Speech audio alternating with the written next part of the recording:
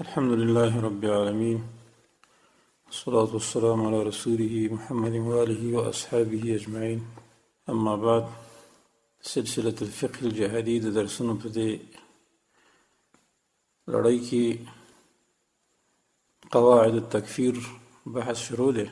نن د هغې دویم درس دی چې بعضې اصطلاحات کفر، شرک وغیره او د هغې تقسیم کفر اکبر او کفر اصغر ته، او دارنګه د شرک، دارنګه د منافقت هغه وشو، او د دې پاتې حصه بعضې اصطلاحات د نورو لغاتو لکه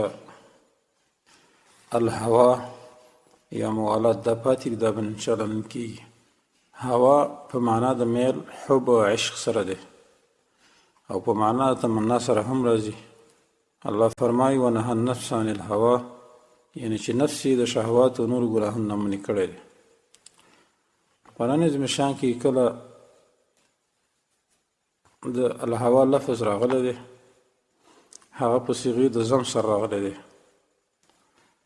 او د الهوا نه کله په شریعت کې د کفر اکبر مراد کیدی شي او کله ترنه کفر اصغر مراد دی. هغه الهوا په معنا د کفر اکبر چې هغه مخرج من المله دی، هغه هوا چې په معنا د کفر اکبر چې کوم اسلام نه سړی وباسي د ډېر ځایونو کې دي. الله فرمایي ولا تطع من اغفلنا قلبه عن ذکرنا واتبع هواه وكان امره فرطا. او خبره مه منه د هغه چا چې غافل کړی دی مونږ زړه د هغه د ذکر زمونږ نه روان دی په خواهش خپل پسې، او دې کار د هغه د حد نه تېرېدل. دې آیت کې چې کوم هوا ذکر ده مراد ترنه کفر اکبر دی. دارنګه نورو آیتونو کې هم هوا په معنا د کفر اکبر راغلی، لکه سورة بقره سورة 30 نمبر آیت، مؤمنون 1، فرقان 43، جاثیه 30. دې آیتونو کې الهوا په معنا د کفر اکبر سره راغلی. دویم الهوا په معنا د فسق او ګناه، کوم چې کفر اصغر په معنا راځي یا کفر دون کفرین.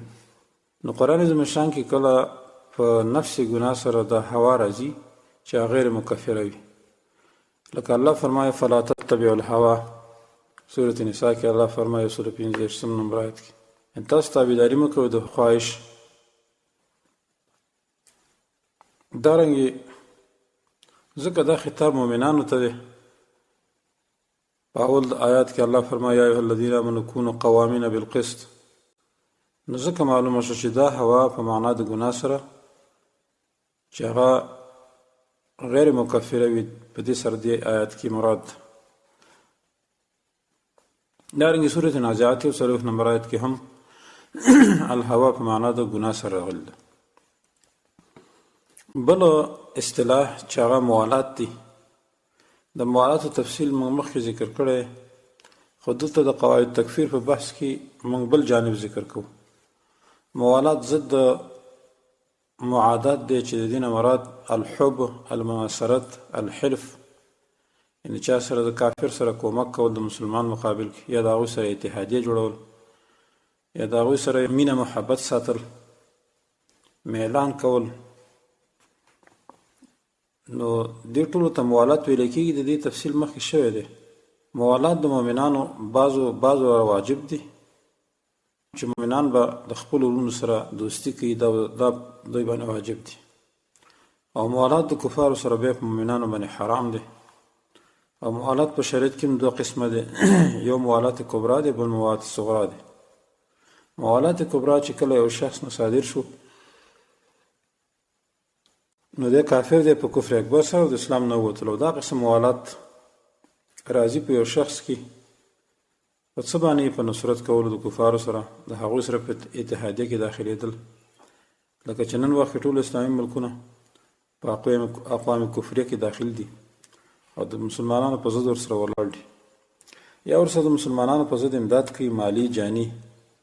لکه عرب لیگ ملکونه بعضې امریکې ته تیل ورکوي، او هغه امریکا به مجاهدین او طالبان بمباري، یا څوک ورته لارې ورکوي چې کفارو ته مال او سامان ورسیږي، لکه د پاکستان مرتد حکومت دی، یا ورسره بالنفس ولاړ وي لکه ناپاک حرامي فوز یا د افغانستان اردو وغیره، یا د کافرو سره محبت لري، یا د هغه چا سره محبت کوي چې د کافرو سره محبت کوي، یا د مجاهدینو طالبان سره بغض کوي. د ولا او برا اساس او بنیاد هم په موالات الکفار او معادات الکفار باندې ولاړ دی.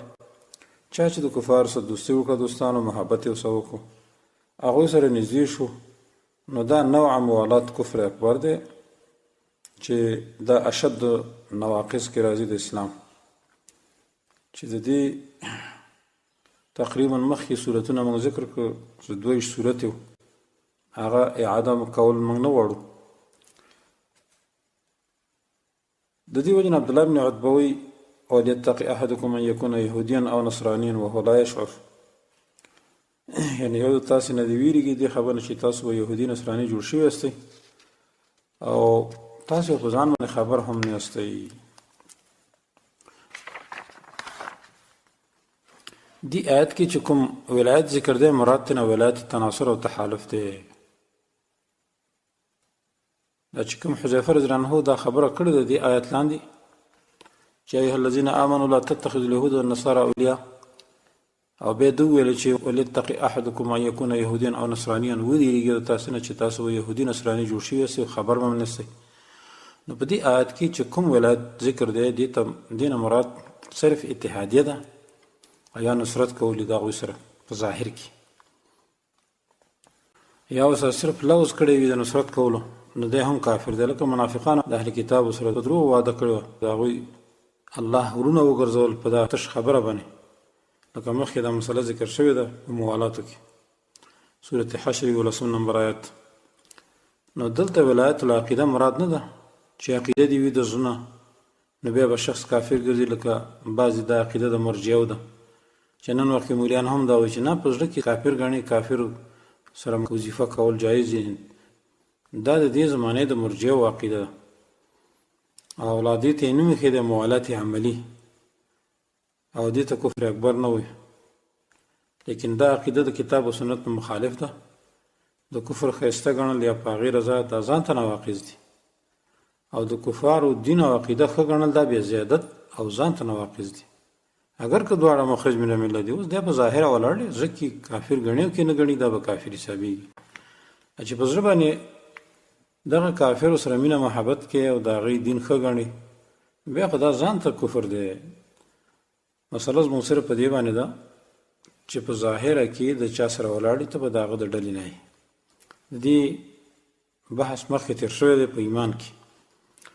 سید قطب شهید فرمایي ان معنى الولاية التي ينهى الله الذين آمنوا أن تكون بينهم وبين اليهود والنصارى أنها تعني التناصر والتحالف معهم ولا تتعلق بمعنى اتباع في دينهم، فبعيد جدا أن يكون بين المسلمين من يميل إلى اتباع اليهود والنصارى في الدين، إنما هو لا التحالف والتناصر.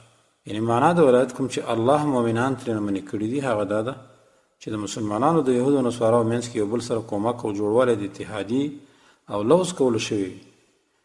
دا چې بعضې وایي چې مراد ترې تابعداري د یهودو او نصاراو د دین ده، دا لرې خبره ده چې مسلمانانو کې داسې څوک نشته چې د یهودو او نصاراو د دین تابعداري وکړي. ښکاره خو هېڅوک نه کوي یا ورته اعلان کوي، بلکې بیا وایي مراد د دې نه صرف کومک او هغوی سره ملګرتوب او اتحادیه جوړول دي. دا نه چې زړه عقیدې وي او که نه، دا غلطه خبره ده. او دا قسم موالات هم دا کسان نه صادر شوی کوم چې الله د هغوی په حق په سورة نساء کې وایي ان الذين توفاهم الملائکة ظالمي انفسهم قالوا فيما كنتم، یعنې هغه کسان چې وجل هغه وخت ملایکو ظلم کوونکي په خپلو ځانونو باندې. عکرمه وایي دا آیات په مدینه کې د هغه کسانو باره کې نازل شوی چې اسلام مکه کې راوړی خو هجرت یې نه و کړی، او قریشو بدر ته په زور راوستي او صحابه کرامو هغوی بعضې قتل کړو. او صحیح بخاري کې هم د ابن عباس نه نقل دی چې بعضې مسلمانان د مشرکینو سره و چې د هغوی د ډلې ډېروالی راوستي نو رسول الله صلی مقابل کې نو بعضې پکې قتل شو. نو دا آیت الله نازل کړو. اوس تقاضا دې آیت دا ده چې دغه خلک کوم چې مړه شوي دي په کفر او شرک باندې کافران مړه شوي دي. دوی په کفر او شرک باندې مړه شوي دي ځکه دوی د مشرکینو سره د مسلمانانو مقابل کې مدد کړو. او دې خبرې تایید بل حدیث هم کوي چې کله عباس د رسول الله صلی الله علیه وسلم تر جنگ بدر کې اسیر شو نو د هغه سره د مشرکینو په شان معامله وکړه شو، سره دې نه چې هغه مسلمان هم په زور راوستي، ولی رسول الله صلی الله علیه وسلم د زورواله چې ته په زور راوستي قبول نکړو، نو ځکه دې د کافرو په صف کې شمار کړو. مخکې د دې قصه تېره شوې ده. دریم تایید دوستانو قصه د خالد بن ولید ده، د دې چې کله دې یمامه ته ورسېدو او دغه اهل یمامه مرتد شوي او خالد بن ولید رضی الله عنه سره 200 شاسوارانو او ویل چې څوک ونیسي نو هغه ژوندي ونیسي وژنې یې مه. نو مجاعب بن مراره رضی الله عنه صحابي دې سره د 3 کسانو ونیو. نو خالد رضی الله عنه ته چې کله دی راوستل شو نو خالد ته ویلي لقد علمت أني قدمت على رسول الله صلى الله عليه وسلم في حياته فبايعتها للإسلام وأنا اليوم على ما كنت عليه أمس فإن يك كاذبا قد خرج فينا فإن الله يقول ولا تزر وازرة وزر أخرى. فقال يا مجاعة تركتك اليوم ما كنت أي أمس وكان رضاك بأمر هذا الكذاب وسكوتك عنه وأنت أعز أهل اليمامة وقد بلغك مسيري إقرارا له ورضا بما جاء به فهلا أبيت عذرا فإن قلت أخاف قومي فهلا عمدت إلي أو بعثت إلي رسولا.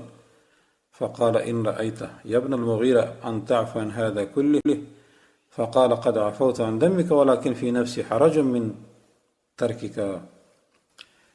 يعني اے خالد بن ولید ته پوي چې زه رسول الله صلی الله علیه وسلم ته د هغه په زندګۍ کې راغلم او په اسلام ور سره بیعت هم کړو او زه په هماغه عقیده او دین باندې چې پرونو ما ځکه دا مجاعجو دا د مسلمه کذاب په اتباع کې نو خو صرف د سره اوسېده په دغه وطن کې نور د رسول الله سره بیعت کړو صحابي دي. لیکن خالد رضی الله عنه چې کله حمله وکړه په مسلمه الکذاب باندې دی په کې سره راغوینو نو به مجاعد خالد بن ولید ته داسې وایي که دغه سړی ته ښه پوهېږي چې زه رسول الله صلی الله علیه وسلم ته راغلی یم او دارنګې ما ایمان راوړی بیعت مې سره کړی او که دغه سړی چې دا مسلمة الکذاب د دروغجن وي چې زموږ قوم کې د نبوت دعوه کړې ده نو خو هغه خپله دروغجن دی، په ما باندې د هغه کوم بوج دی او الله فرمایي چې نه به شي بارولی یو بار وړونکي د بل بوج. نو خالد رضی الله عنه ورته وایي اے مجاعه او نو خالد ورته وایي چې ما هماغه عقیده ده چې کوم مې پرون وه مسلمان یم. نو بیا ورته وایي خالد اے مجاعه تا نن هغه دین پرېښی کوم چې ستا پرون او د دغه دروغجن د نبوت نه ستا چپوالی دلیل د رضا حالانکې ته ډېر عزتناک د یمامې نه او زما راتلل تا ته رارسېدلي چې دی به راځي. دا ټولې خبرې ستا په اقرار او رضا باندې دلالت کوي او که ته د قوم خپل نه یېرېدلی نو ما ته ولې ته نه راتلې او یا دې یو قاصد را لېږلی وی. نو مجاعه ورته وایي که مناسب یې وینې د ټولو جرمونو نه راته عفو وکړه. خالد رضی الله عنه ورته وایي تحقیق ما تا ته عفو وکړه خو زما په زړه کې ستا د پرېښودلو نه څه شوبه شته. اوس د دې قصې نه ډېر مسایل لاسته راځي. یو دا چې خالد بن ولید د مجاعه صحابي صرف چپوالی د دغه کذاب نه چې د مسلمة الکذاب نه چپ شوي دلیل د رضا وګرځو. دویم خالد رضی الله عنه صرف پاتې کېدل په داسې تعهد کې چې علی الاعلان ورته کافر نه شوی دلیل د رضا وګرځو ځکه مجاعه مسلمة الکذاب ته بالقول هیڅ ونه ویلي نه و. نو خالد دا ټول دلیل د رضا وګرځول. دوستانو معلومه شوه چې څوک د پاکستان مرتد پوځ یا نور مرتدینو نور طاغوتي حکومتونو کې اوسېږي او چپ پاتې شي هغوی ته علی الاعلان کفارو نه وایي دا هم دلیل د رضا دی.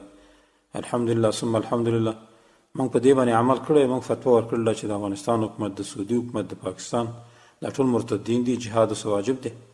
اگر که موږ په دې تواغیتو کې اوسېږو خو د بعضې شیخانو خبرې چې یو ځای کې اوسېږي دا دارالامن دی، نه دارالامن پکې نشته، ټول دار حرب دی، دار کفر دی باندې ورته نه ګورو. بس رسول الله صلی الله علیه وسلم مکه کې اوسېدو طاغوت او کافر ورته ویو برات یې ته کړو، موږ هم داسې الحمدلله برات هم ته کړی او کافر ورته وایو. نو هر کله چې د مجاعه دا حال شو نو د هغه چا به څه حال وي چې دغه طواغیتو نه دفاع کوي، هغوی ته د احترام او ولی عهد یا خادم الحرمین القاب ورکوي او دوی به د دې قصې مطابق مسلمان پاتې شي هېڅکله نه. دا دوستانو د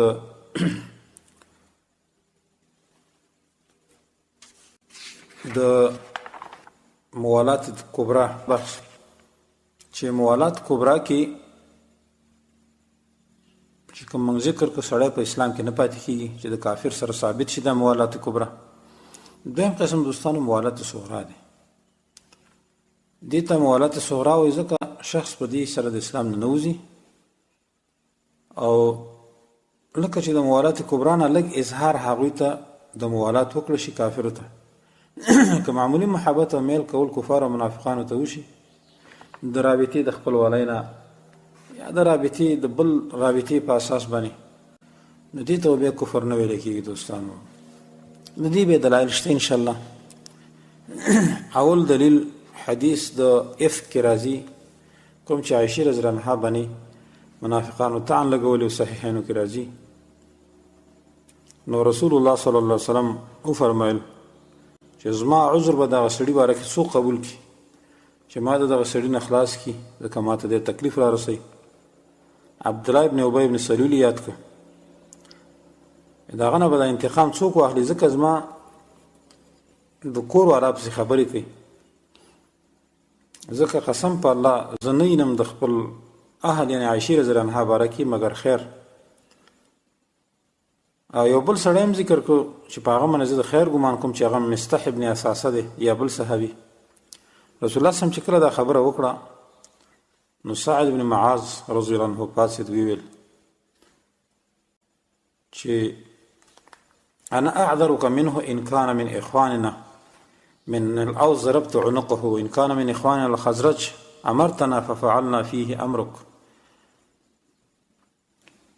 نو سعد بن معاذ چې کله ویل چې زه به ستا دغه خبرې بدل اخلم که زمونږ د قوم یعنی اوس نه وو نو څټ به وهم او که زمونږ د نور ورونو چې خزرج د قبیلې نه نو موږ ته امر وکړه ستا په امر به کار کوو. نو سعد بن عباده چې د خزرج د قبیلې نو دغه وخت کې غیرت ونیو سره دې نه چې بهترین صحابي دی. عایشه رضی الله عنها فرمایي چې سعد بن عباده د دې نه مخکې نیک سړی و لیکن غیرت ونیولو وجه دا و چې ابن سلول د قوم مشر و. نو سعد رضی الله عنه وویل چې ای سعد بن معاذ دروغ دی ویل قسم په الله چې ته یې نشي قتلولی او نه یې په قتل قادر یې. نو سید بن حضیر راپاڅېدلو سعد بن عباده ته وایي دروغ دی ویل قسم په الله انک منافق تجادل عن المنافقین ته منافقې او د منافقان نه دفاع کې. دواړه قبیلې راپاڅېدل اوس او خزرج تر دې چې رسول الله صلی الله علیه وسلم د منبر نه راکوشو او دواړه یې په آرام کړل چې غلی شي نو هغه په قرار کړ. اوس دې کې دفاع د منافق نه منافقت او کفر دی خو رسول الله صلی الله علیه وسلم سعد بن عباده ته ونه ویل چې ته د اسلام نه وتلی. معلومه شو چې دا موالات صغرا او چې د خپلوالۍ او غیرت د وجه نه سعد بن عباده ته راغلی ورنه سعد جلیل القدر صحابي دی. شیخ الاسلام ابن تیمیه رحمه الله فرمایي وقد تحصل للرجل موادتهم لرحم فتكون ذنبا ينقص به ايمانه ولا يكون به كفرا كما حصل لحاتم بن ابي بلتعه لما كتب للمشركين ببعض اخبار النبي وانزل الله فيه يا ايها الذين امنوا لا تتخذوا عدوي وعدوكم اولياء تلقون اليكم بالموده وكما حصل لسعد بن عباده لما انتصر لابن ابي في قصة الإفك فقال سعد ابن معاذ كذبت والله لا تقتله ولا تقدر على قتله. قالت عائشة وكان قبل ذلك رجلا صالحا ولكن احتملته الحمية. وكذلك قول أسيد بن حضير لسعد بن عبادة كذبت لعمر الله لنقتلنه إنما أنت منافق تجادل عن المنافقين هو من هذا الباب. وكذلك قول من قال من الصحابة عن مالك بن دخشم منافقا وإن كان قال ذلك لما رأى فيه من نوع معاشرة ومودة المنافقين. مجموع الفتاوى مجلد 3 صفحه. شیخ الاسلام فرمایي کله کله د سړینو د خپلوالۍ د وجه نه موالات د کافرو سره حاصل شي خدا بیا ګناه وي او د ایمان نقصان پې راځي کفر نه وي. لکه دا قسم موالات د حاتم بن بلتعه صادر شو کله چې مشرکینو ته خط ولېږلو او بعضې خبرې د رسول الله صلی الله علیه وسلم ورته لیکلې وي او د باره کې دا آیت نازل شو چې ای ایمانوالو منیسئ زما دشمنان او ستاسو دشمنان په دوستۍ چې هغوی ته دوستي پیش کوئ. او لکه څنګه چې د سعد بن عباده نه دغه موالات صادر شو کله چې د دفاع وکړه د ابن سلول نه په قصه د افک کې نو سعد بن معاذ ویل دروغ دی ویل قسم په الله نه یې قتلولی شي او نه په قتل قادرې د هغه. نو عایشه رضی الله عنها وایي چې سعد ابن عباده د دې نه مخکې نیک سړی لیکن دغه وخت کې غیرت قومي واخیستلو. همدارنګه قول د اسید بن حذیر سعد بن عباده ته چې دروغ دي ویل، قسم په الله خامخا به وژنو، یقینا ته منافق د منافقان نه دفاع کې.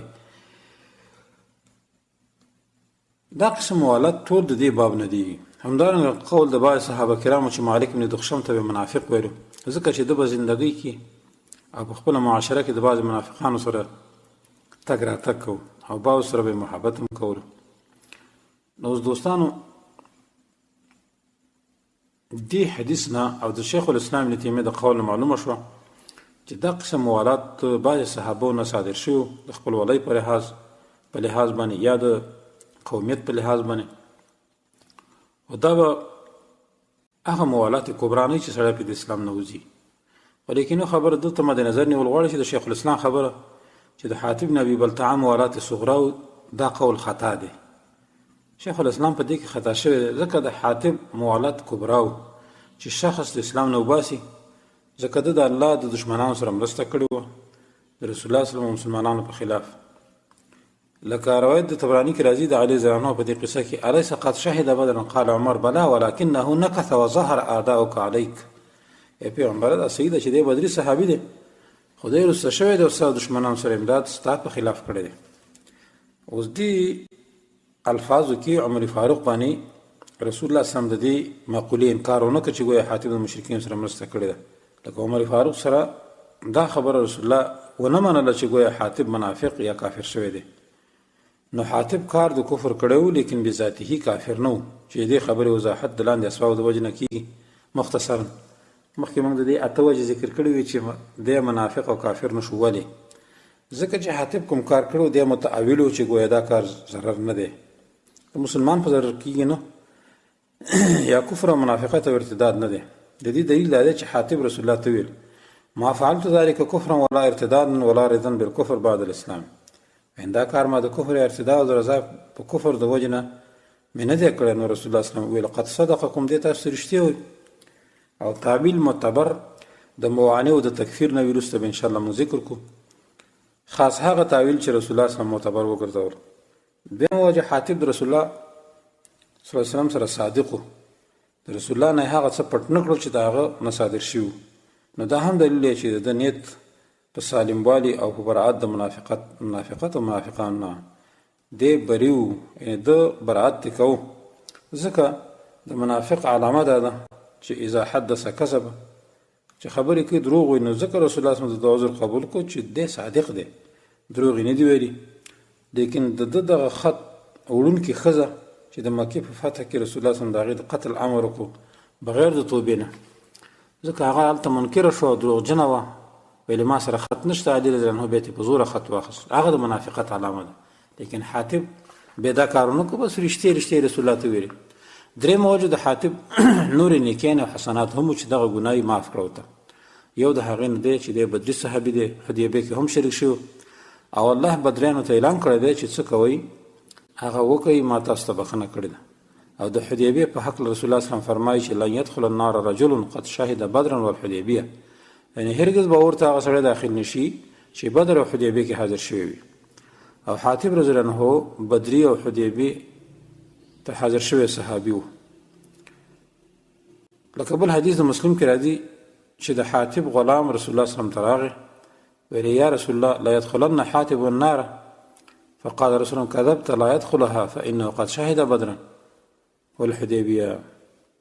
یعنی رسول الله صلی الله علیه وسلم خامخا حاتب به ورته داخليږي ځکه د دوستی کړله، موالات یې کړله، دا خط لګلی. نو رسول الله صلی الله علیه وسلم دا غلام ته ویل دروغ دی ویل، نه به داخليږي ځکه د بدري صحابي دی او حدیبیې ته هم حاضر شوی دی. نو د حاتب داسې حسنات دي چې وروسته د هغه نه هیڅ چاته حاصل نه دي چې څوک بدر یا حدیبیې کې شریک شي. او رسول الله صلی الله علیه وسلم چې حاتب ته کوم خبر او تصدیق کړي دا نه ممکن ده او نه صحیح کېږي چې رسول الله صلی الله علیه وسلم دې بل چاته داسې ووایي چې د حاتب په شان مرتکب د داسې ګناه وي، ځکه چې بل شخص بیا د حاتب نه وروسته دغه حسنات نه لري. نه خو بدر راځي نه حدیبیې راځي چې هغه پکې شریک شي. څلورمه وجه د رسول الله دا قول د حاتب د تصدیق نه چې انه قد صدقکم، دا د رسول الله صلی الله علیه وسلم د خصوصیاتونه دي. ځکه رسول الله صلی الله علیه وسلم لا ينطق عن الهوى ان هو الا وحي يوحى. اوس چې څوک د چا تصدیق کوي نو دا به دروغ وي، ځکه اوس څوک د چا په زړه پوه نه وي. رسول الله صلی الله علیه وسلم خو د وحي په وجه د حاتب د تصدیق وکړو، ځکه چې د حاتب ظاهر د باطن سره موافق. پنځمه وجه دوستانو د حاتب نه دا ثابت هم نه ده چې ګویا حاتب دا کار بار بار کړي، بلکې د هغه نه دا فعل یو ځل صادر شو په خلاف د جاسوسو. لکه جاسوس به د قبیح عمل بار بار کوي، ټول عمر کې تنخواه پیخلي، نو د دې جواسیسو قیاس کول په حاتب باندې دا د جهل خبره ده. نور وجه هم شته چې موږ مخکې ذکر کړي دوستانو. د دې وجه شیخ الاسلام محمد عبد الوهاب رحمه الله فرمای اظهار الموافقه للمشرکین علی ثلاثه احوال. وی موافقت مشرکین سره دوستی کول په درې قسمه ده. یو دا چې ان يوافقهم في الظاهر مع مخالفته لهم في الباطن وهو ليس في سلطانه وانما حمله على ذلك ما تعمل في رياسه او مال ومشاحه بوطن او عيال او خوف مما يحدث في المآل فانه في هذه الحال يكون مرتدا ولا تنفه كراهه لهم في الباطن وهو ممن قال الله فيهم ذلك بانهم استحبوا الحياه الدنيا على الاخره وان الله لا يهدي القوم الكافرين. یعنی مشرکان سره موافقت درې حالات لري. بعضې دا چې موافقت د هغوی سره په ظاهر کې سره د مخالفت نه باطن کې، او دغه شخص د بادشاه په قبضه کې هم نه وي او موافقت ورسره په ظاهر کې وي، ځکه کوي دا موافقت چې تمه لري په ریاست کې یا مال د حصول دپاره یا د وطن د ساتلو دپاره یا د بچو د ساتلو دپاره ډېرې بانې خلک کوي کنه، یا د یاري نه چې آینده کې ماته سره راپېښ شي، نو دا شخص په دې حال کې مرتد دی چې په باطن کې بد ګڼل د کفارو دې ته فایده نه ورکوي. دا هغه اشخاص دي چې الله د دوی په حق لوی، دا په دې وجه چې دوی ژوند د دنیا په آخرت غوره کړی او یقینا الله توفیق د هدایت نور کې قوم کافرانو ته. د دې وجه نه دوستانو دې ته موالات صغرا ویل کېږي چې سړی په د اسلام نه نوځي. دا د موالات په حق باندې بحث. بل بحث دوستانو زمونږ نن په قواعد التکفیر کې هغه د تکفیر بعضی قواعد دي چې هغه به ذکر کیږي. اوله قاعده دوستانو هغه دا ده چې کفر عام همیشه مستلزم نه وي په کفر د معین باندې. د دې معنا دا ده چې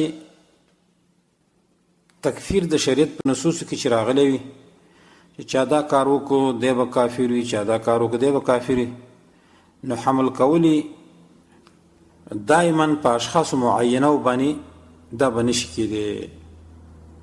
لکه یو حدیث کې راځي چې پلانې پلانې کار چا وکړو دی به کافر وي، خو چې یو چا دغه کار وکړو ډایرکټ به هغه ته بغیر د قواعد او د ضوابطو د تکفیر نه کافر نه وي، د وجې د احتمال د وجود د موانع د تکفیر نه چې دا موږ وروسته ذکر کړو چې تقریبا 10 موانع دي، او د وجې د انتفاع د لوازماتو د هغې نه. مثلا چې یو شخص دا ووایي چې دا قول یا فعل کفر دی، یا چا چې دا فعل وکړو یا دا قول وکړو نو دی به کافر، نو دا ټول تکفیر عام دی. دې ته تکفیر عام ویل کېږي چې دا مستلزم نه دی چې هر څوک چې دا قول یا فعل وکړي نو هغه به کافر وي بعینه، د وجې د احتمال د وجود د علت نه چې دی به د تکفیر نه منع کوي چې هغه انتفاع د لوازماتو تکفیر دی او وجود د موانعو. نو په حق کې به یو معنی وي چې دغه معین شخص د کفر نه لرې شي او دی په کافر نشي. د دې قاعدې دلایل دوستانو واورئ.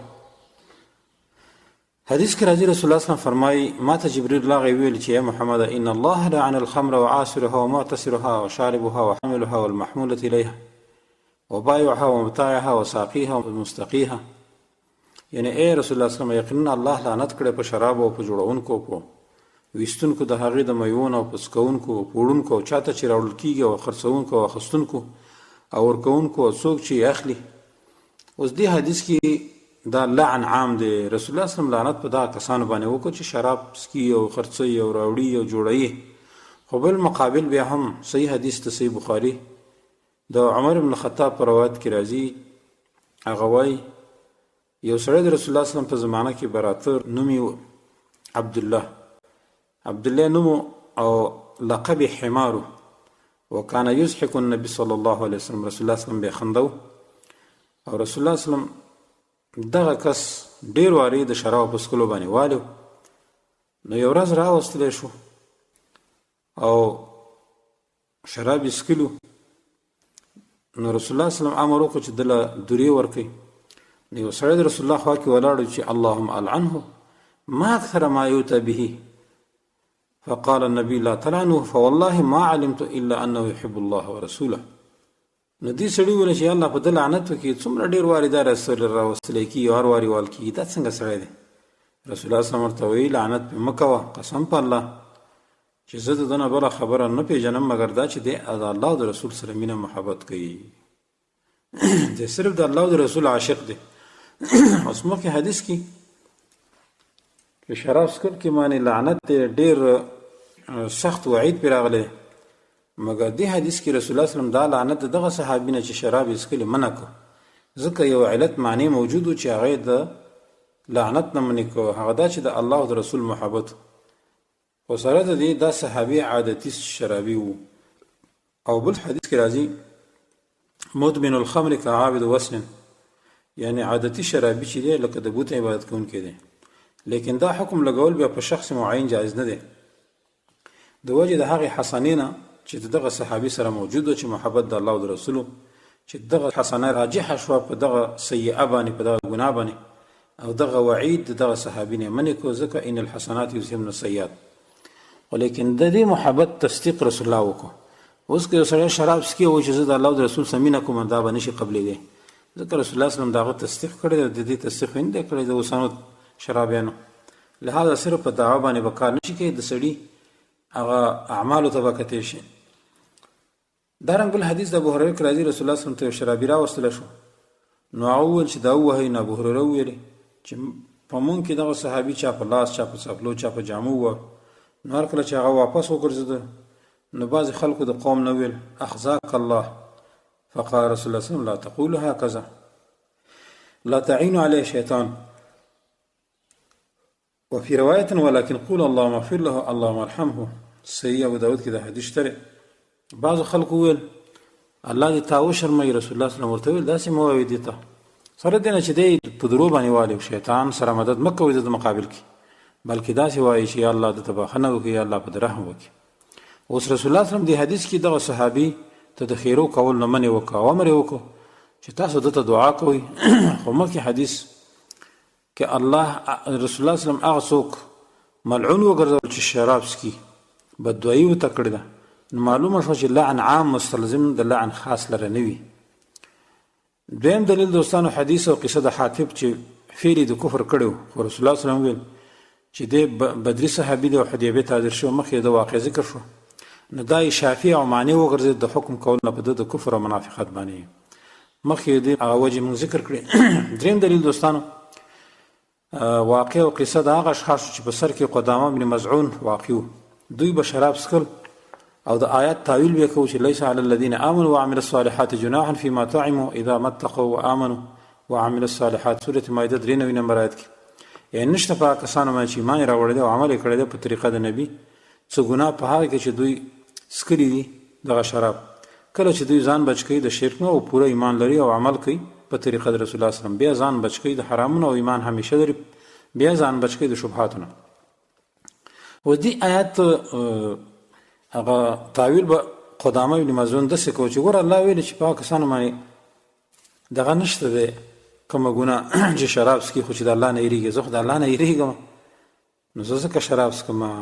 اوس د آیات تعویل یې کوي، اوس دی پرې نه پوهېده، حالانکه دا آیات دغه چا باره کې نازل شوی چې شراب حرام شو، مخکې باید صحابه شراب څکلي و هغه مړه شوي وو، نو صحابه اندېښنه ښکاره کړه چې دغه صحابه چې مړه شوي دي او شراب په خېټو کې تللي دي دا به څنګه وي. نو الله دا آیت راولېږه چې بس د الله نه یېرېدلي او مخکې چې څه شي دی خو ګناه معاف ده، ځکه چې دا شراب هغه وخت کې حرام نه و، حلال و. نو قدامه ابن مزعون او د هغه ملګرو به شراب څکل او د دې آیت تعویل به یې کوو او ویل به چې دا حلال دي. دوی په شام کې نو عمر فاروق رضی الله عنه دوی پسې کسان ولېږل او راوستل او د خلکو سره د دوی په باره کې مشوره وکړه. نو خلکو ورته وویل چې ای امیر المؤمنین دوی په الله او په شریعت باندې دروغ وایي، د دوی څټونه ووهه. علي رضی الله عنه ورسره خوا کې ناست و، نو علي رضی الله عنه ته عمر فاروق وویل چې ای ابوالحسن ته په دې کې څه وې؟ نو علي رضی الله عنه ورته وویلې طلب د توبې ته وکړه، که توبې ویسته نو بیا یې اتیا درې ووهه، او که توبې ونیسته نو بیا یې زه سټونه وایم، ځکه دوی په الله باندې دروغ وایي. نوی قانون یې د ځانه جوړ کړی دی چې شراب یې ځان ته حلال کړي دي. نو دا کار هغې وکړو چې طلب د توبې ته نه وکړو، نو توبه یې وکړه، نو بیا یې اتیا درې ووهل، ځکه چې شراب یې څښلي. نو عمر فاروق رضی الله عنه قدامه ته وویل چې کوناټي دې په کنده کې پرېوځه، که د الله نه یېرېدلی او نیک عملونه دې کړي وی نو شراب به دې نه څښلی. دا خبره ورته وکړه. نو ګوره دې حدیث کې د شرابو حرمت د احد د غزا نه وروستو بعض صحابه کرام وویل چې هغه صحابه کرام چې په احد کې شهیدان شوي دي دوی خو شراب څښلي وو. دا څنګه شو؟ نو الله دغه مذکور آیت نازل کړ او د واضحه کړه چې دغه څښل مخکې د تحریم نه و. په هغه وخت کې هېڅوک لکه په دې باندې خبر نه و، نه دا حکم راغلی و او په دې باندې کوم حرج نشته. خو لیکن د دې آیات تعویل به قدامه بن مظعون او د ده ملګرو غلط کولو، هغې کې خطا شوي.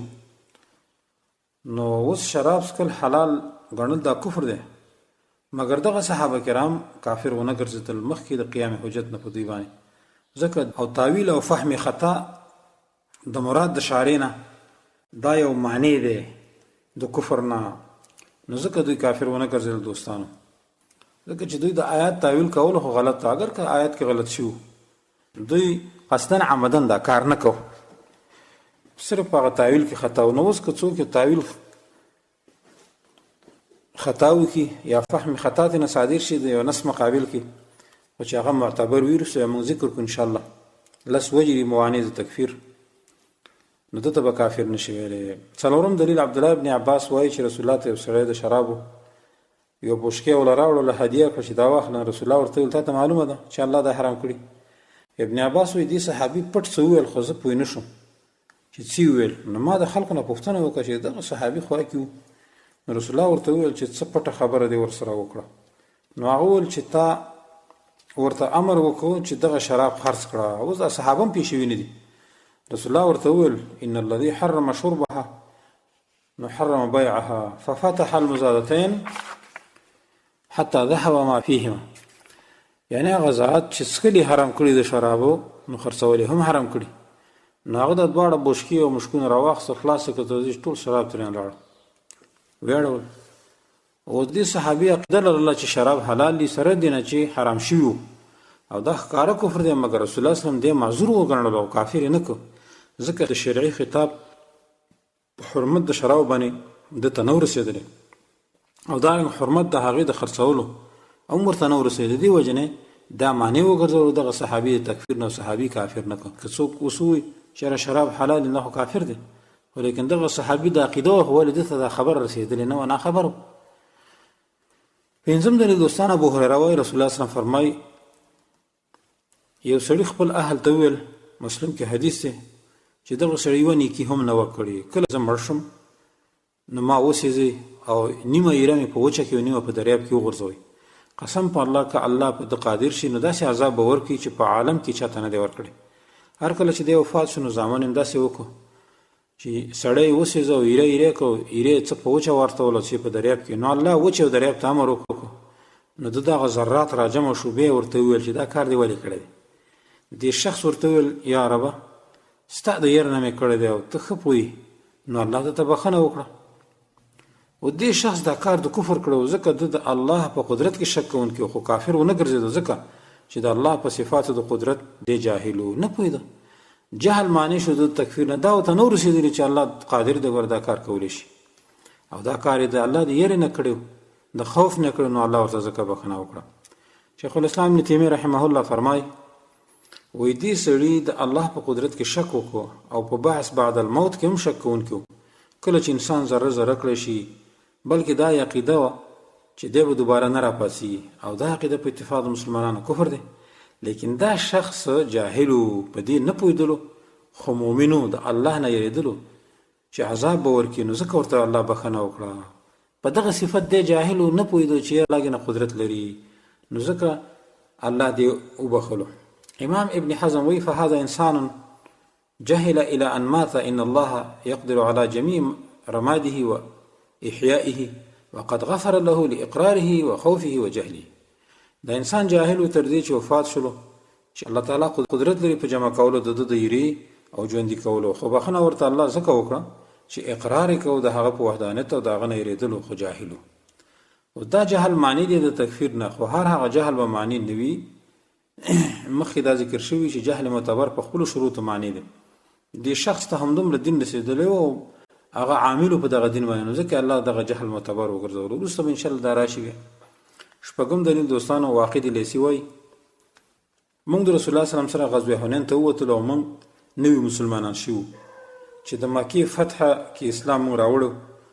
نو موږ په یو ونه تیرېدلو او رسول الله صلی الله علیه وسلم ته موږ ویل ای د رسوله موږ د پاره هم یو ذات انوات بیغه ونی ته ویلې د تبارک د پاره موږ د پاره داسې یومونه مقرر کا چې موږ دغه ونی ته اصلحې جوړندو او تبرک په حاصل او ثواب به کو. رسول الله صلی الله علیه وسلم چې دا خبره واورېده فورا ویل الله اکبر، تاسو هغه خبره وکړه قسم په غزا چې زما نفس دغه په لاس کې دی، لکه چې بنی اسرائیل موسی علیه السلام ته ویلو چې موږ د پاره یو الہ ونیسه لکه چې دی مشرکین د پاره الہ دی. بیا ویل یقینا تاسو جاهل قوم یې خامخا به تاسو د مخکینو خلقو په نقش قدم ځئ، کوم مخکې خلقو چې کوم کارونه کړي تاسو به د هغې شانې کارونه کوئ. دا حدیث ترمذي راوړی، نورو کتابونو کې هم شته. و د دې صحابه کرامو دا مقوله د کفر د دوستانو او د بنی اسرائیل د مقولې کومه چې موسی علیه السلام ته ویلې او مشابه ده چې اجعل لنا الها کما لهم الهه، خو دوی کافر ونه ګرځول رسول الله صلی الله علیه وسلم او دوی معذور وګڼل ځکه چې د دوی د اسلام چې نوی و، ځکه چې د دوی د اسلام راوړلو تقریبا 15 ورځې شوي. نو رسول الله صلی الله علیه وسلم صرف دوی ته تعلیم ورکړو او زجر ورکړو چې دوباره دا کارونه کړي. شیخ الاسلام محمد عبدالوهاب فرمای دی حدیث کې چې کوم الفاظ چې ونحن حدثاء عهد بكفر اي قريبو عهد بكفر ففيه دليل ان غيرهم لا يجهل هذا وان المنتقل من الباطل الذي اعتاده قلبه لا يأمن ان يكون في قلبه بقية من تلك العادات الباطله. ان حدیث کې یو خبره دا ثابت شو دلیل دی چې غیر دغه صحابه کرامو نه بجاهلان نه حسابي، ذکر اوس دینه دوی ته د مسالې وضاحت او بیان وشو. اوس خلکو ته معلومه شو چې دا کار به نه کوي. دویم وای دا چې د هغه باطل عادت نه چې په زړه کې ځینې ولې وي په جاهلیت کې، نو دا منتقل کیږي کله کله اسلام خلکو ته. اوس وګورئ د جاهلیت څومره رواجونه زموږ په دې معاشره کې دي چې مسلمانانو ته دین جوړ کړی دی، حالانکه هغه به دین نه وي. شیخ الاسلام محمد الوهاب زبردست خبره کړې ده، دوه خبرې ته ثابت شوې. یو به د دې واقع نه وروسته دا عذر چاته نشي پیش کېدی چې تاسو هم د تبارک د پاره ځای ونیسئ دلته ناسته کړله بابا او دلته پلانه کړه، دا د کفر خبره ده. دویم عادت د جاهلیت کله کله سړی ته په اسلام کې هم هغه زړه کې ځای نیسي، یعنی چې اسلام راوړي هم دا به عادي وي، عادت بلري. شیخ محمد حامد فقی کی وليس ما طلبوه من الشرك الأصغر ولو كان منه لما جعله نذير قول بني إسرائيل اجعل لنا إلها وأقسم على ذلك بل هو من الشرك الأكبر كما أن ما طالبه بني إسرائيل من الشرك الأكبر وإنما لم يكفروا بطلبهم لأنهم حدثاء عهد بالإسلام ولأنهم لم يفعلوا ما طلبوه ولم يقدموا عليه. دغه صحابه کرام د رسول الله د شرک اصغر طلب نه کړي بلکې د شرک اکبر طلب یې کړو. نو که شرک اصغر وای نو رسول الله د بنی اسرائیل د قول سره مشابه نه ګرځولې او بیا رسول الله صلی الله علیه وسلم قسم وکړ په دې باندې بلکې دا شرک اکبر دی، لکه چې بنی اسرائیل طلب دغه شرک اکبر کړي وو. خو دوی په دې کافران ونه ګرځیدل چې دوی دغه شرک اکبر طلب کو، ځکه چې دوی تازه اسلام والو. دویم دا چې دوی دغه مطلوب کار ونه کو او نو ورته رامخ کې شولو او عقوبت او سزا چې په فعل باندې په قصد باندې نیوي، ځکه دوی هغه کار ونه کو، قصد یې کړو خو کار یې ونه کو. وم دلیل دوستانو د عادی ابن حاتم واقع دی، وی رسول الله صلی الله علیه وسلم تزرالم او په غاړه کې مې د سرو زرو صلیب نو رسول الله صلی الله علیه وسلم راته ویل چې دا بت دی د غاړې نه وغورځو. نو ما وغورځو، نو رسول الله صلی الله علیه وسلم دا آیات ولوست چې اتخذوا احبارهم ورهبانهم اربابا من دون الله، تر دې چې هغه د آیات نه فارغ شو. نو ما ورته ویل چې مونږ د دوی عبادت نو کړی. نو رسول الله صلی الله علیه وسلم ویل الیس یحرمون ما احل الله فتحرمونه ويحلون ما حرم الله فتستحلونه قلت بلى قال فتلك عبادتهم. یعنی دی علماء چې د الله حلال حرامول نو تاسو به هم حرامول او چې حلالول به حرام نو تاسو به هم حلالول. نو ویل دا صحیح خبر ده. رسول الله صلی الله علیه وسلم هم دا عبادت دی کنه. د دې حدیث نه بعض مسائل معلوم شو. اول دا چې عادی ابن حاتم مسلمان صحابي په شهادتین اقرار کو د دې نه مخکې محدور الدم ځکه مخکې هو کافر به مسلمان شو. دویم دا چې عدي بن حاتم نصراني او اسلامي راوړو خو نوی مسلمانو نو ځکه د بعضو خبرو معرفت ورسره هم نو چې توحید کې نقض راولي توحید په ختمي دي خبرو بعضو ته پته نه نواقص ته معلوم نو. دریم دا چې عدي بن حاتم دو نوع شرک کېدل ته اخته شو چې په هر یو سره د اسلام نه شخص پریوزي. یو د صلیب غاړې ته چول چې د سرو زرو صلیب غاړې ته چول دا هم د اسلام نه سړی وباسي ځکه ته رسول الله ویل چې اطرح هذا الوثن من عنقك خو بعینه کافر ورته ونه ویل چې ته کافر او مرتدي او چې کلمه وی او اسلام راوړه دی ورته ځکه ونه ویلي چې ځکه عدي بن حاتم دی نو اسلام صحابي او اسلامي نه راوړو. بل دا چې عدي بن حاتم د دین هم خبر نو چې تعد مولین او پیرانو په تحلیل او تحریم کې بغیر د برهان من الله نه په عبادت کې داخله چې دا د غیر الله تصرف کینو دا به کفر وي. ځکه اوس دوی د مولین او پیرانو اطاعت کو چې هغه وته شی حلال کړ دوی به حلال غواړي چې هغه وته شی حرام کړ حرام به وته غواړي حالانکه د ازمو په امت کې کفر دی دا شرک اکبر دی. تر دې چې رسول الله صلی الله علیه وسلم واضح کړ چې اطاعت د مولین او پیرانو هغه ته تحاکم کول سوا د الله نه د دغوی عبادت او شرک بالله دی چې کون کې دا کار کافر کیږي مرتد کیږي. لیکن بیا سره سره دینه عدي ابن حاتم رضی الله عنه باندې رسول الله صلی الله علیه وسلم په دومره خبرو کې د کفر یا د ارتداد ټاپو نه لګوله ځکه چې د نو اسلام او د حنین والو دا هم د تکفیر نه معنی وګرځید د دوستانو ځکه چې دته نور پته نه و نواقض د ایمان معلوم نو چې په دې شی باندې ایمان نصر اخلاصي. اتم دلیل دوستانو حدیث د مسلم کې راځي رسول الله صلی الله علیه وسلم فرمایي خامخا الله دومره زیات خوشاليږي په توبه د بنده خپل باندې کله چې الله ته توبه وکړي. یو د تاسو نه لکه چې یو سړی په بیابان کې په اوخه سوري او دغه اوخه د دنه ورکشي او په هغه باندې د دې سړي طعام پروت وي او بم په پرتی وي د سکلو نو د دې اوخه د پیدا کول نه عاجز شي وګرځي خو اوخه پیدا نکي د یوونی به اختراع شو تکي وي او د شي او دغه سوري نه سوري ول خون ورکیسته سترګې پټ شي دین امید شي ځکه دلته لړ شي چې یره اوخه نه پیدا کیږي. نو په دې حال کې یو دم د چې را پاسې چې پامو کې اوخه ولاړ یو خاطر سره د بار نو دواګونه ونیسي او د ډېر خوشالۍ نه دا سړی وي اللهم انت عبدي وانا ربك یا الله ته زما بندي او زستاره ویم من شدت الفرح خطا شي د ډېر خوشالۍ نه دا خبره وکي. اوس دې حدیث کې دې شخص بغیر د قصد اراده نه د کفر خبره وکړه چې تمه بندي یا الله هو لدا سړی په کافر ځکه نه شو خطا ان دا کار وک. جانب مقابل کې صحیح حدیث کې راځي چې ان الله تجاوز لي عن امتي الخطا والنسيان وما استكره عليه یعنی الله زما د امت خطا او هیر نه تیر شوی دی هغه ورته معاف کړی دی او هغه څه چې په دوی باندې زور کړی شوی دی ورته معاف کړی. دې حدیث کې دا واضح شو چې په خطا او هیر او اکراه سره قول او کلام کول د غیر د قصد اراده سره چې دغه قول او کلام د کفر هم وي کفر نه دی نو دا معنی وګرځي د تکفیر د شخص نه. اوس دا قول د کفر دی چې ته وایې چې یا الله تزما باندې خدا سړی ولی ځکه چې خطا شو او الله وی ربنا لا تؤاخذنا ان نسينا واخطانا او رسول الله دې حدیث کې وی چې الله زما امت ته خطا او نسيان او دارنګي اکراه معاف کړی دا نو دا معنی وګرځي د سړي د تکفیر نه. نه هم دلیل دوستانو عبد الله ابن ابي اوفا رسول الله صلی الله علیه وسلم ته سجده وکړه یا د سجدي اراده وته وکړه په دې ګمان چې دا به جایز وي نو رسول الله صلی الله علیه وسلم دې منې کو او اکتفا وکړه په تعلیم ورکول سره چې ګوره سجده کول عبادت ده عبادت غیر الله ته صرف کول دا جایز نه دی د کفر دی ارتداد دی. رسول الله صلی الله علیه وسلم په دې صحابي باندې د کفر او ارتداد حکم نه لګول ځکه چې د هم نو اسلام او اسلامي تازه تازه راوړو نو دا نو اسلام والے د معنی وګرځیدو د تکفیر دغه صحابي نه دی وجنه چې هغه ته دا پته نه و چې سجده کول بنده ته کفر او شرک دی نو صحابي ته تعلیم ورکړ چې دا کارونه کوي نو هغه پوه شو. دا هم د دلیل دی خبري چې تکفیر عام به مستلزم نیوي تکفیر د معین لره. لسم دلیل حدیث کې د صحابي دا قول رسول الله ته چې ماشاء الله وشیته چې الله خو شي استخو شي نو رسول الله ورته ویل اجعلتني لله ندا بل تقول ما شاء الله وحده یعنی صرف دا وایا چې د الله خو شي واځي. اوس مذکوره مقوله چې کوم صحابي استعمال کړه د کفر او شرک مقوله وه، لیکن دغه صحابي محکوم بالکفر او بالشرک نشو، ځکه دی هم نو اسلام وو، علم ورته نه و چې دا مقوله نه شرک دی، نو دی معذور وګرځول شو او حکم په د شرک او کفر ونه کړی شو. دا لس دلایلو چې دلالت کوي په دې باندې چې کفر عام مستلزم نه دی، همیشه د کفر معین لره.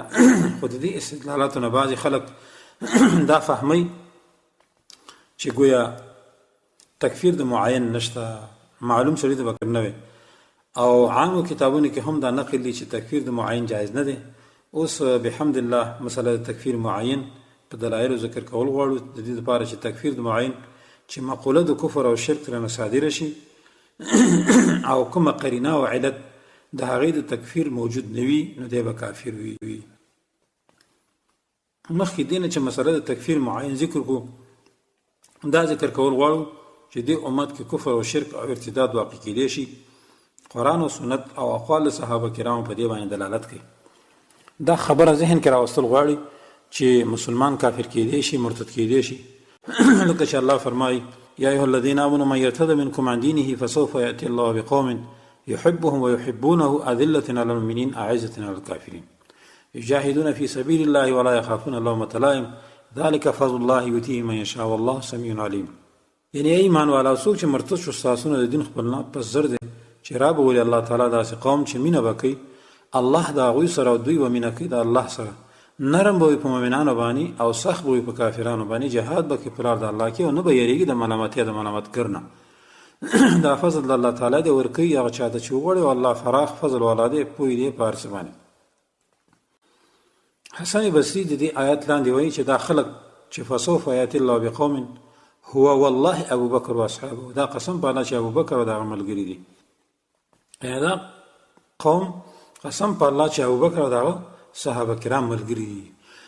او دې آیات کې ثابت ده چې ردت په مؤمنانو کې واقع کیږي، کفر واقع کیږي، او رسول الله صلی الله علیه وسلم هم فرمایي چې من بدل دینه فقتلوه، چا چې دین بدل کنو قتل کوي، ځکه مخ یو مسلمانی کنه ځکه یې بدلی. نو معلومه شوه چې په دې امت کې کفر او شرک واقع کیدی شي. دا حکم او حد رسول الله صلی الله علیه وسلم په معین شخص لګولې دی د خلکو نه، ځکه د دې وقوع ممکنه نه ده مګر په معین شخص باندې، ځکه چې څوک کافر کیږي خو احمد او محمود او فلانه او فلانه دا به کافر کیږي، دا نه چې مثلا غیر معین شخص راونیسي او وجنې، دا خو معین شخص.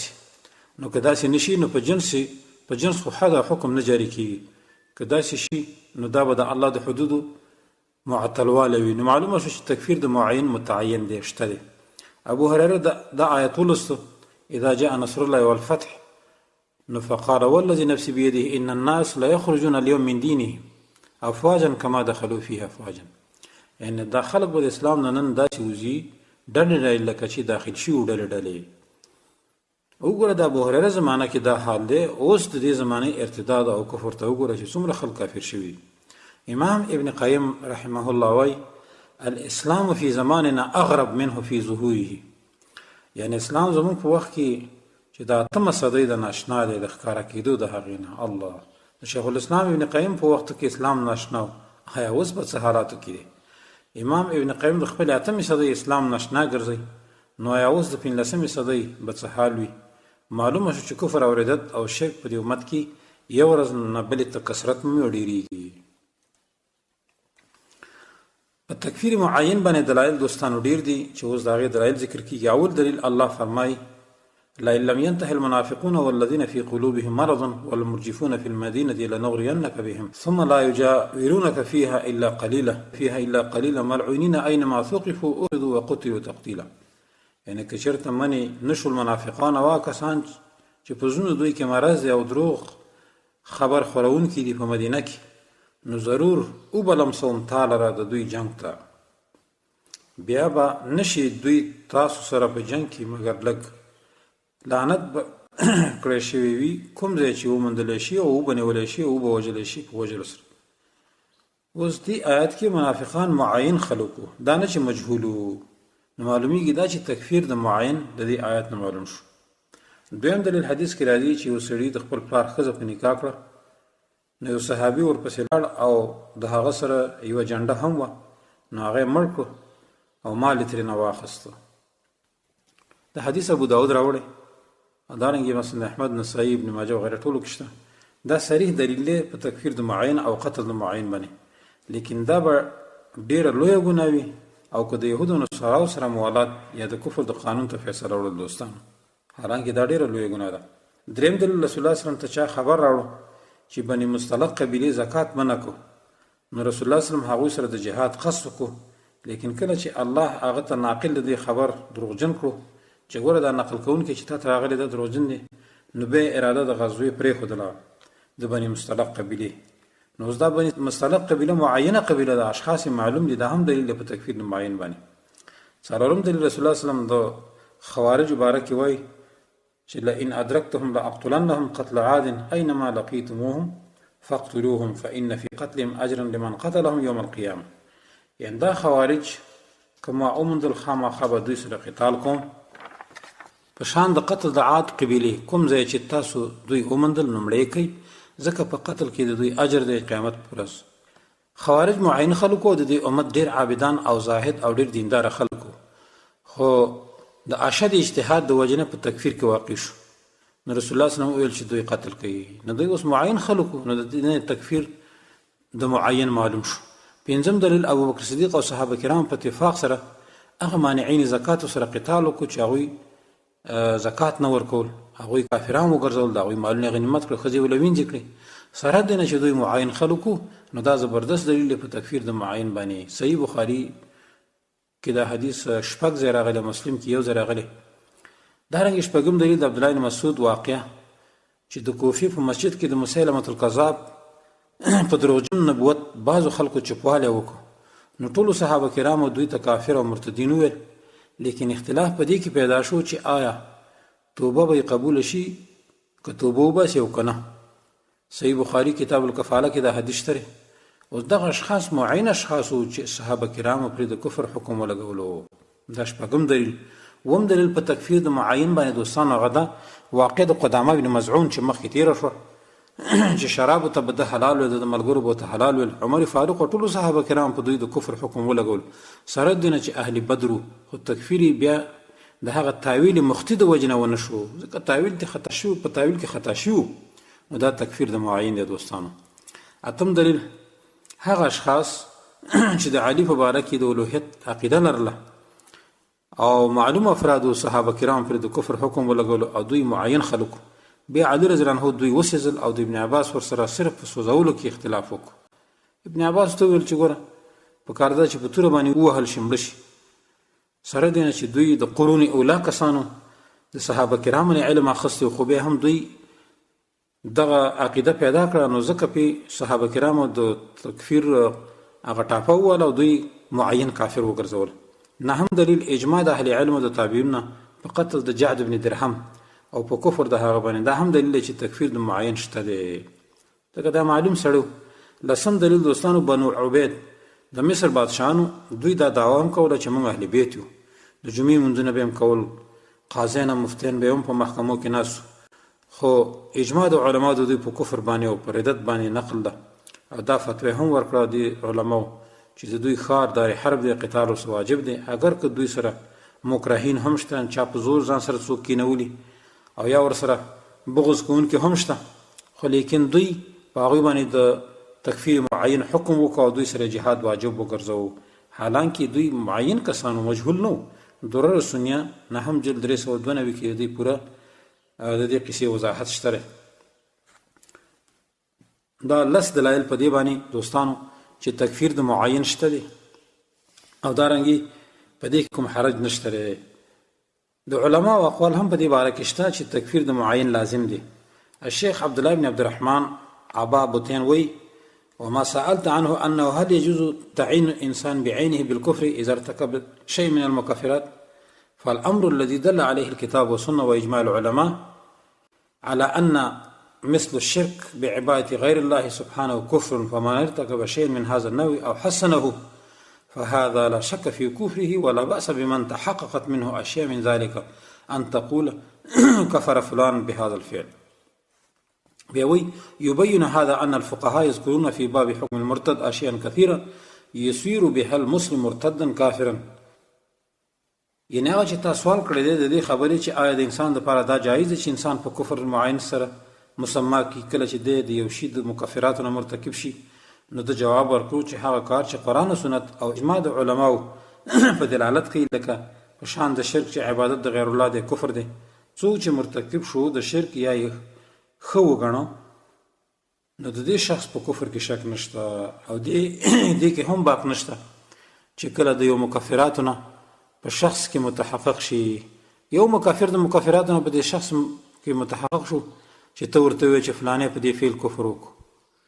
د دې بیان فقهاو کړی په کتابونو کې باب د حکم المرتد ذکر کړی دی چې ډېر داسې شیانې به ذکر کړي چې په هغې سره سړی کافر او مرتد ګرځي، او د دې باب افتتاح یې کړی ده په دې قول دی چې که چا شرک وکړو نو تحقیق د کفر وکړو، حکم یې دا دی چې طلب د توبې به ترې نه کولی شي، که توبې وویستله ښه ده او که نه نو بیا به قتلولی شي او طلب ګوره د توبې د معین شخص نه وي. نو د دې وجه نه دوستانو د علماو اقوال هم په دې باره کې ډېر زیات دي.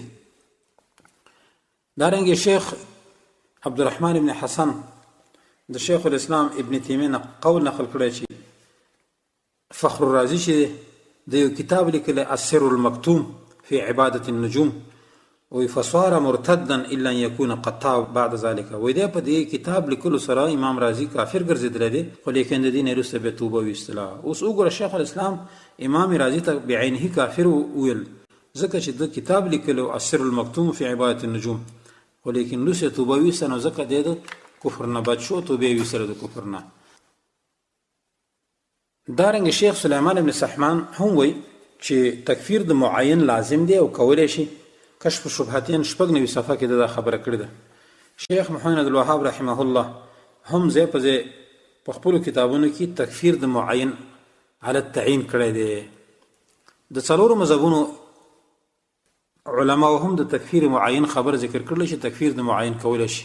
احناف علما او سګره د کنز دقایق شرح ده نهر الفائق ورته وي د لیکلي دي چې شیخ قاسم په شرح د درر البحار کې ویلي دي چې کوم نظر چې د عوامو نه اکثر واقع کیږي هغه دا چې قبر ته راشي د بعض نیکانو بیا ورته وایي چې ای سیده که زما غایب دی واپس کو یا د زما مریض روغ کو نو ستا دپاره دومره سره زر او یا سپین زر نظر کوم یا شمع یا تیل وغیره، نو دا باطل دی په اجماع سره د ډېرو وجو نه. یو دا چې دا ګمان دې سړي وکړو چې مړي په کارونو کې تصرف کولی شي او داسې عقیده وي د کفر ده. بیا وایي چې ډېر خلک په دې مبتلا دي، خاص کر د احمد بدوي په مولود کې هغه یو زیارت دی او خلکو له ورته دا دعاګانې ته غواړي نو دا وایي کفر کې اخته دي. او شیخ قاسم د تصریح وکړي چې دا کفر دی نو دغه ناظر معین دی، ځکه چا چې نظر وکوي نو دا ناظر خو معین شخص دی. دوم اکثر عوام چې دا کار کوي نو دا ټول کفار دي. دریم دا خلک دومره زیات دي چې د علماو په طاقت د انکار نشته ځکه چې دوی اکثر دي. مالکیانو هم کلام کړی دی په دې باندې چې تکفیر د معین شته دی، معین شخص ته کافر ویلی شي. دارنګې شوافي هم لکه صاحب الرضا امام نووي رحمه الله هم دا ویلي چې ان المسلم اذا ذبح للنبي کفره، مسلمان چې کله ذبح د رسول الله صلی الله علیه وسلم نوم باندې وکړي نو دا به کافر وي.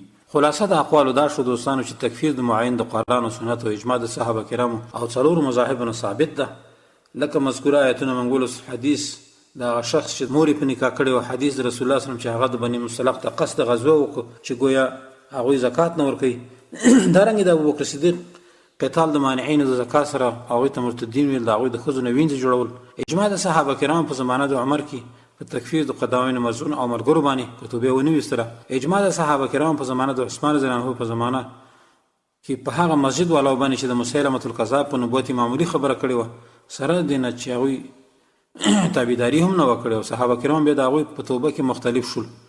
دارنګې علي رضی الله عنه هغه خوارج سوځول چې هغه ته د الوهیت دعوه لرله او ابن عباس ورسره صرف په دې سوځولو کې موافق نه و، نورو سره موافق. دارنګې هم اجماع د تابعین او باقي صحابه کرامو په کفر د مختار ابن ابي عبید او دغه په تابعدارو سره دی نه چې دوی دعوه کوله چې د حسین او اهل بیت قصاص باخلو. اتم نمبر کې اجماع د تابعین په قتل د جعد بن درهم چې مشهور عالم او دیندار سړی و لیکن د الله د صفات نه منکرو. خو هیڅ دا ونه ویل چې ابوبکر صدیق ولې د بني حنیفه سره قتال کوي، دوی لا اله الا الله منځونه کوي، ولې تکفیر د معین کې دی ونه ویلي، زکاتونه ورکوي دا خلک. دارنګې په عمر فاروق او صحابه کرامو د اعتراض چاونه چې قدامه ابن مزون او مرګور باندې ولې د کفر حکم ولګو دا خو معین شخص همدا سلسله د زمانه د بني عبید چې د مصر شام مغرب او بادشاهان شول اسلام ظاهره او د جمعې او جمع منځنه هم کول قاضین او مفتین به په محکمو کې ناسو خو هر کله چې دوی نه بعضې اقوال او افعال مکفره علماو د وخت واوریدل نو ټول مرتدین وګرځول او دا ټول معین خلق او دغه زمانه کې د امام ابن جوزی امام موافق هم موجودو چې هیڅ خدا علماء رد ونه کول. هدا دا خبره چې په اوس زمانه کې مشهور ده چې تکفیر د معین جایز نه ده خطا د دوستانو. دا د تکفیر معین بارکی هغه بحث سودارنګ وضاحت کول د دین رسو ان شاء الله بل درس کې به د تکفیر معین موانع دا به ان شاء الله به تفصیلی ذکر کیږي. الله دې موږ تاسو ته په عمل کو توفیق راکړي. هذا واخر دعوانا ان الحمد لله رب العالمين وصلى الله تعالى على خير خلقه محمد وآله وأصحابه أجمعين.